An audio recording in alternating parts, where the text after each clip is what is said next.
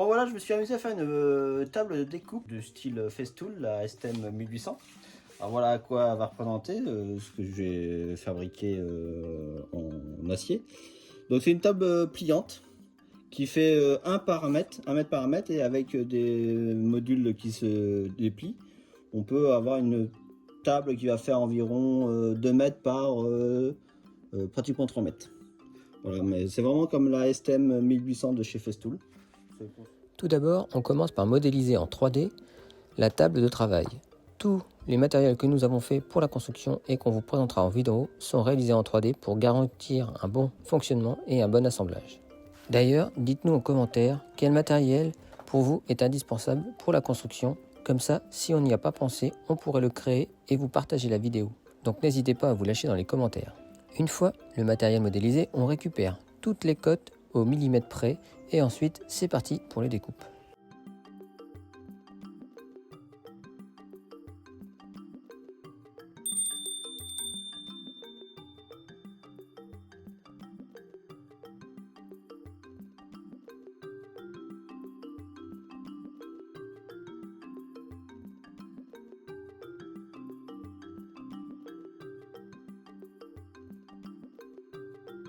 Les découpes terminées, on procède à l'ébavurage de toutes les pièces pour qu'elles s'assemblent parfaitement par la suite.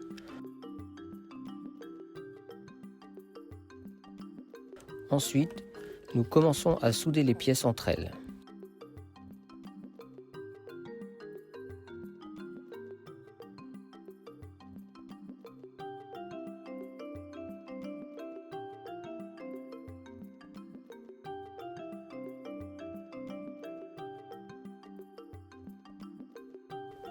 Nous perçons avec une perceuse à colonne les éléments qui permettront le pliage de la table.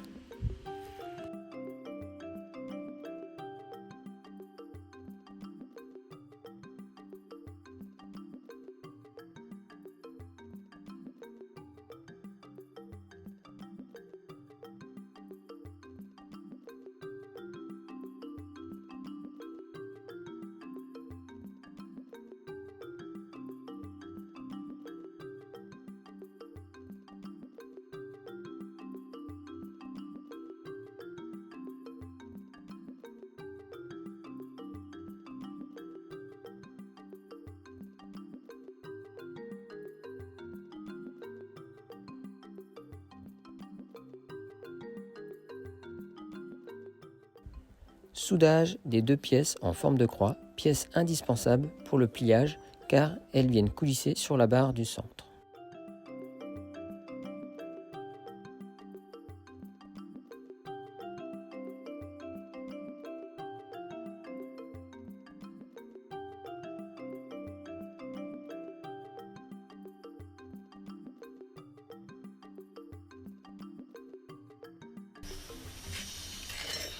Bon, bien, maintenant je vais continuer ma table. Hier, j'ai fait mes croisillons, là, j'ai ouvert ici. Et maintenant je vais faire pareil avec les extérieurs. Je vais devoir couper ici pour que la table puisse replier comme ça. Voilà, vous voyez là, ici derrière, là, c'est découpé. Et ici, là, je vais devoir faire les petites saignées pour que le tube là, il puisse faire ça. Voilà, donc c'est exactement comme les croix là hier. Donc j'ouvre de l'autre côté et j'ai fait une petite saignée derrière, ici là. Tac. Voilà. Allez, c'est parti.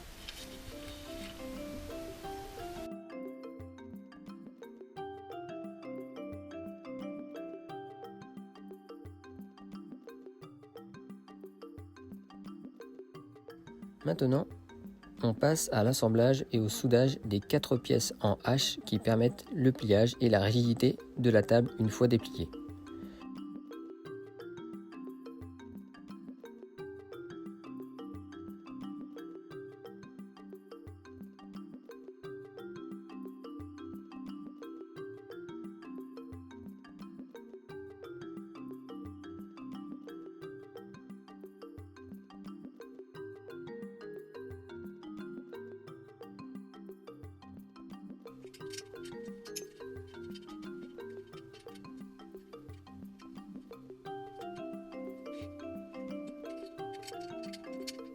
nous testons que l'ensemble pivote bien sans accroche.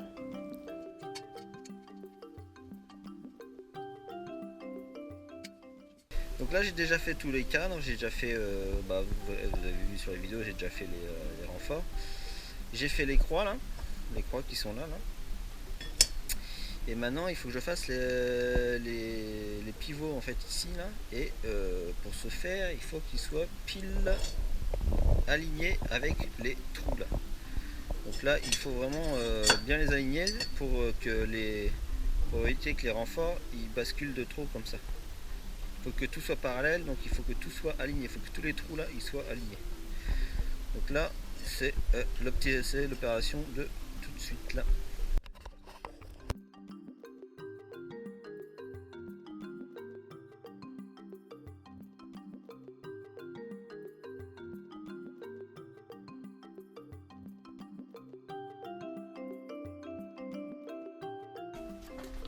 Bon, alors maintenant je vais découper mes petites mes petites barres d'ajustement là, de rangement en fait de mes extensions.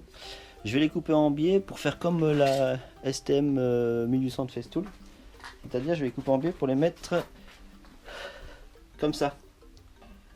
Voilà, comme ça ils vont se ranger un petit peu de biais, parce que si à la horizontale comme ça peut bouger en fait, ça peut bouger, potentiellement ça pourrait tomber, mais bon.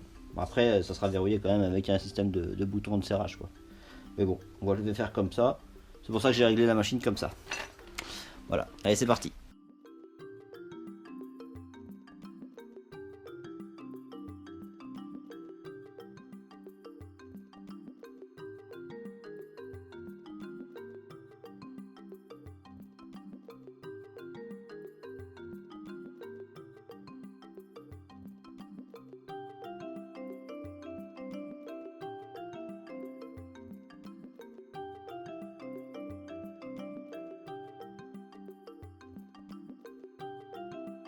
On va procéder à un premier assemblage de la table pour voir s'il n'y a pas de problème quelconque.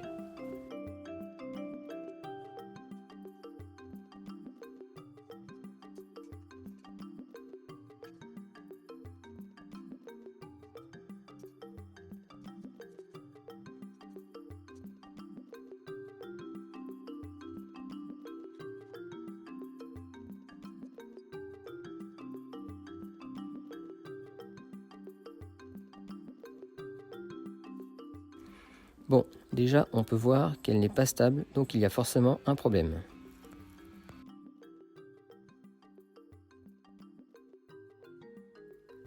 En la pliant, on voit qu'elle ne va pas jusqu'au bout.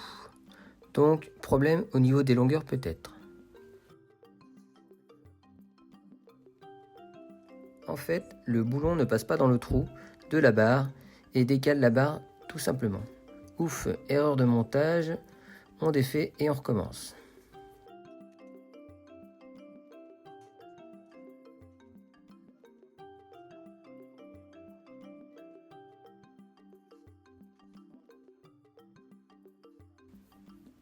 Et voilà, c'est nickel.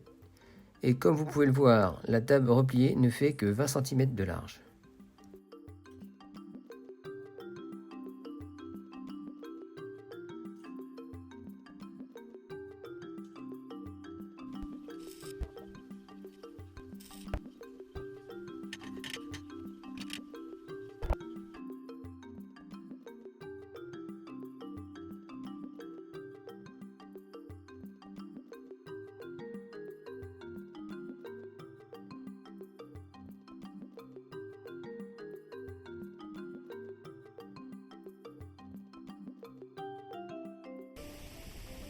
Bon bah voilà, je continue ma table à découper. Là pour ma table à découper, je vais mettre des roulettes pour qu'elles puissent se déplacer un peu partout.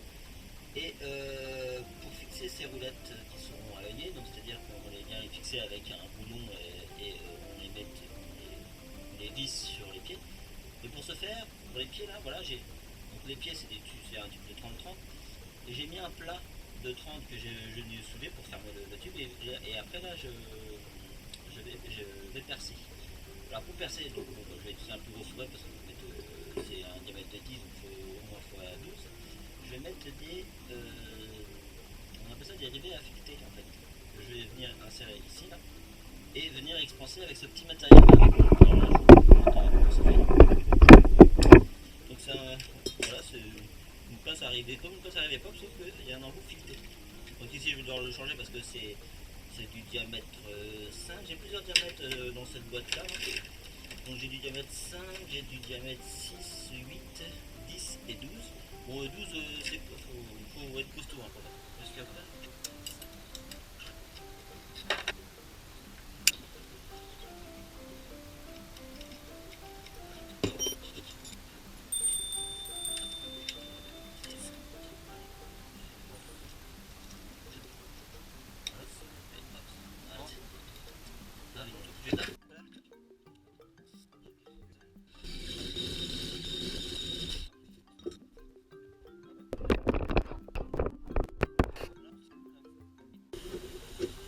Voilà, hop, voyez, hop,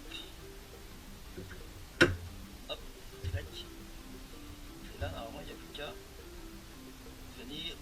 On va serrer comme ça. Hop, allez, c'est ça. Ce qu'on va faire, c'est qu'on va venir, hop.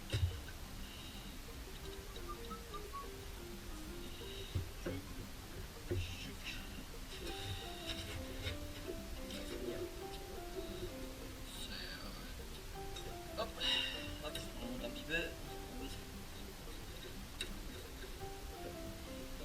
Et on continue. Voilà. Ça devrait pas bouger. Et après on dévisse.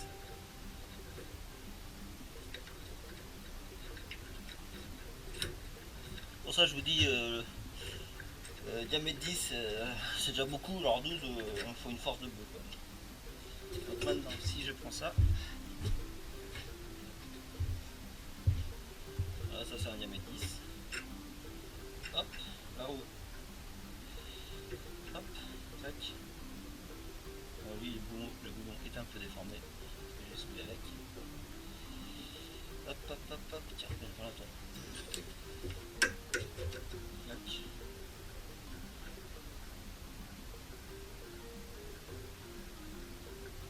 Voilà. Normalement après, c'est résistant. Là ça bouge plus.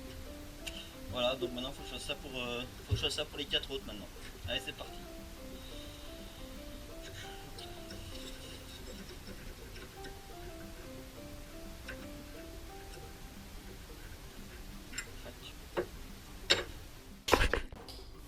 Bon, allez, on continue la table à découper. Bon là elle est en miettes là maintenant, donc bon bah le but maintenant ça va être de protéger l'acier. Donc avant de peindre l'acier, il faut enlever la protection qu'il y a là, qui vous fait une protection noire qu'ils mettent en usine. Donc bah, pour l'enlever, du dégraissant métaux, et puis du torchon, et puis il faut y aller. Et ensuite j'utiliserai une peinture que vous trouvez chez n'importe quel bricot là, une peinture anti-corrosion black. Voilà, comme ça sera pas salissant. Et ça, je pense que ça va donner un bon rendu. Ouais. Et je vais faire ça au pinceau. Alors j'aurais pu faire ça au pistolet avec mon compresseur. Mais l'avantage du pinceau, c'est que ça met une bonne couche et finalement ça va faire une bonne épaisseur et ça sera plus costaud, je pense. Voilà. Allez, c'est parti.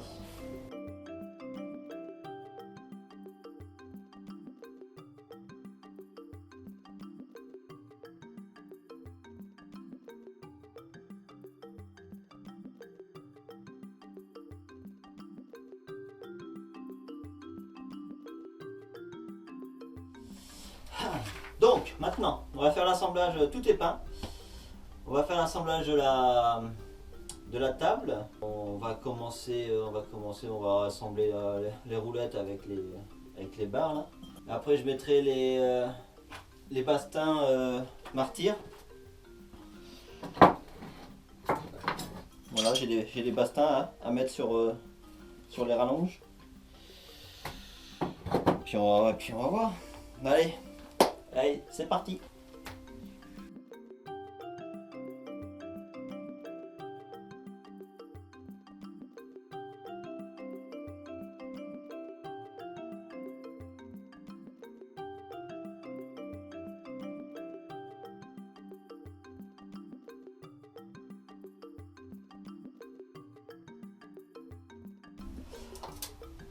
En fait, je mesure, parce qu'en fait sur le plateau là, il y a différentes hauteurs. Il y a sur le principal là, ça fera un martyr de 30-30. Ici c'est un 30 par 32.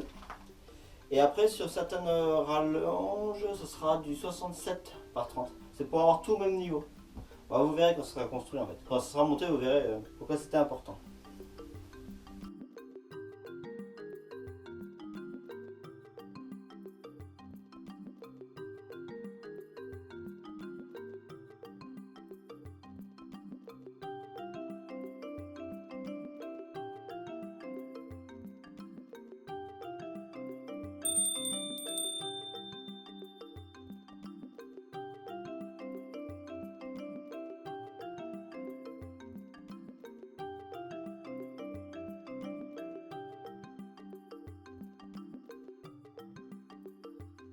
Avant de terminer ma table à découper les panneaux, là, je vous présente les outils, le matériel que j'ai utilisé pour pouvoir faire cette table.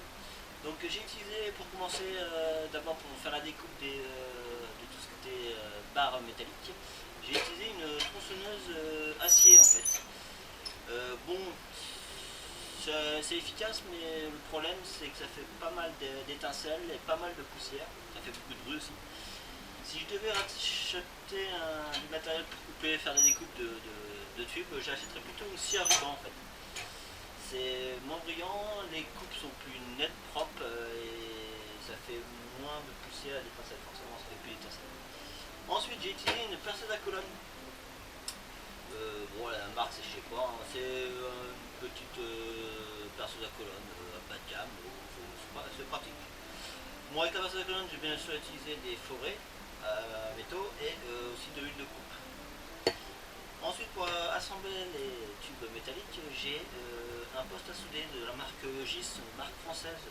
C'est un poste de 160 ampères, donc ça permet de souder jusqu'à la plaque de 10 mm. Je n'ai jamais testé, mais à mon avis il faut s'y prendre à plusieurs reprises, hein, parce que sinon le poste doit se mettre en surchauffe.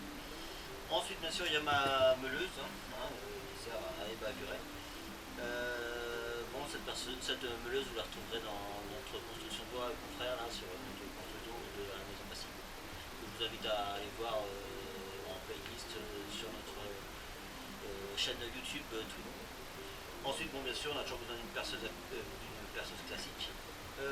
Évidemment, pour se protéger du bruit, un casque anti-bruit.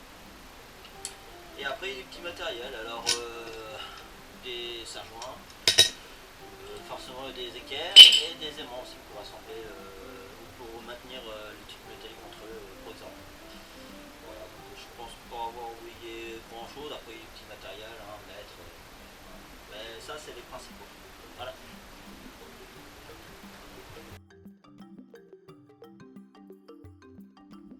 Avant de vous montrer le résultat final, nous avons réalisé en 3D les supports des martyrs en bois, qui permettront de les clipser sur les tubes acier.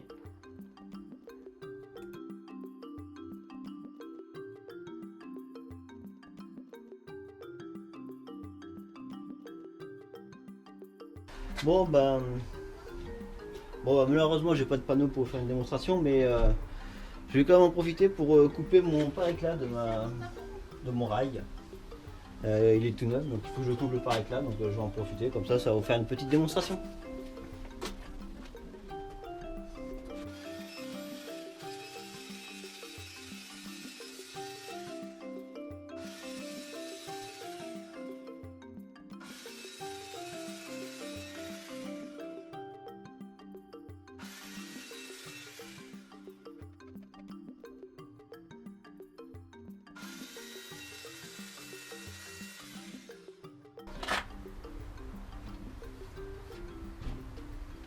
Et voilà, donc sur le chantier ça va être plus facile de couper des panneaux USB, des packs de plates, des packs de Pharmacell.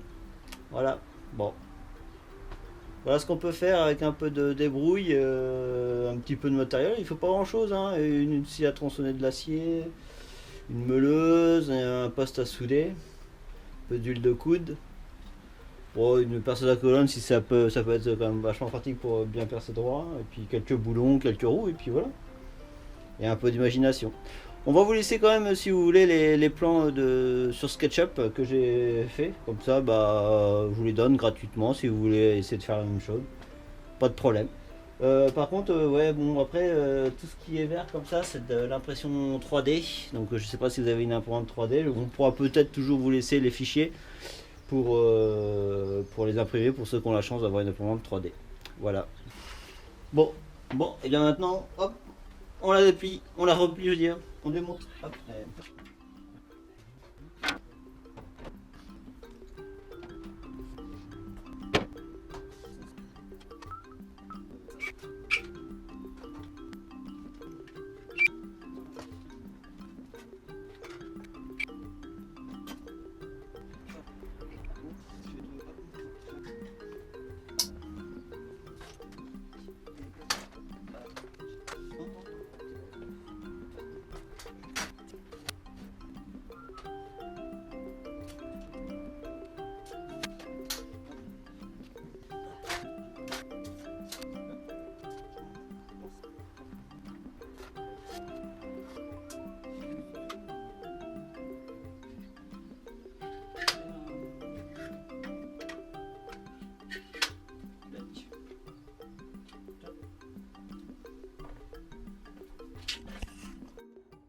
Et maintenant, un bilan du coût de la table.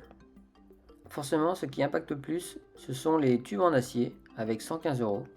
Sinon, après, c'est les pièces spécifiques comme les roulettes ou les boutons de serrage.